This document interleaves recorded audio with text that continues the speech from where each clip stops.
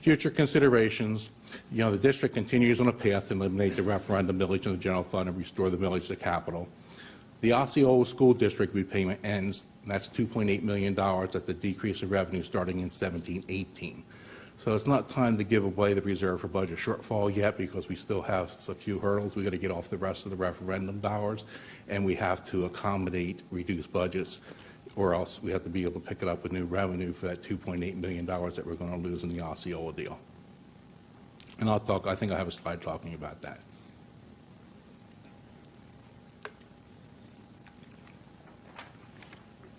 The Osceola deal, that was a Collier County Public Schools agreement, and it's a tri-party agreement. It's the state of Florida, the Osceola School District, and Collier County Schools. Okay? The state had some bondable dollars called Classroom First dollars. At that time, Collier did not need those dollars, and I wasn't here, so this predates me. Okay? The idea behind it was that Osceola did need dollars, okay? And they entered into this agreement with the state and the district that would allow them to use those bondable dollars at the state level. The district wouldn't bond them, and then the Osceola would give the school district back the same amount of money in return. The only difference is when the Osceola gave back the money to the school district, it didn't have any restrictions on it anymore, okay? So it didn't contain the same restrictions that those bondable dollars would have. So it was allowed to go in the operating. Matter of fact, it was supposed to go into the operating, and that provided extra resources at the time the district needed them. I can't tell you exactly what the district did with them at that time unless I look back and see if I can find some more notes from someone. But but my guess is that Collier's always had higher salaries, always tried to pay its teachers a little bit better, and it had also tried to keep its more teachers in the classroom and have some extra resources for the classroom. So I'm sure that those dollars went to the needs at that time, but I can't tell you exactly what those dollars were used for. Okay.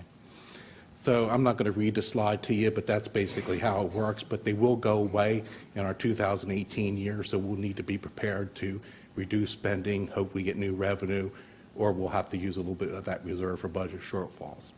You look at the reserve for budget shortfalls, and people say, well, gee, that's a bad thing. There was a lot of money in it, and you got all this money sitting there, and we can use it for reoccurring costs. You can't use those dollars for reoccurring costs, because if you do, you won't be able to sustain them over time, because those dollars are not replenishable. Okay? What happened was, in Collier County, was very, very proactive in earlier years. When the economy went down, okay, the state looked and said to the federal government, or the federal government said to the state, we're going to make dollars available to you. We're going to make stabilization, educational job funds. We're going to make ARA funds. We're going to make Race to the Top funds. All these funds were coming out, and the idea behind it was that they would help districts sustain themselves during the decline of the economy when the state couldn't step in and make it work. Districts saw a tremendous drop in their revenues. Taxes are still not back up to where they were. Okay, so districts took a big hit. What the state said was, there's something that they referred to as the cliff.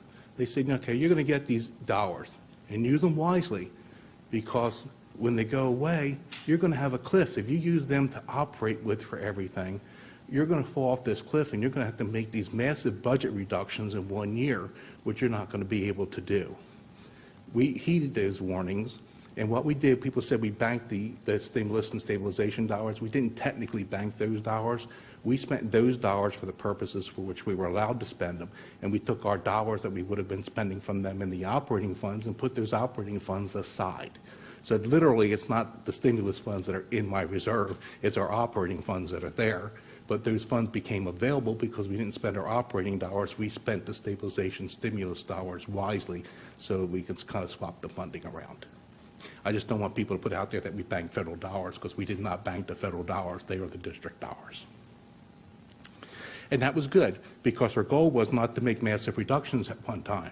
We didn't want the district to take those cuts. We didn't want the district to have any more layoffs than what it was facing. Okay? So the idea behind that was to put dollars out there that we could draw from for over a number of years while we tried to make budget reductions. So the idea was we didn't have to hit 1 year and say you got to cut $45 million out of the budget.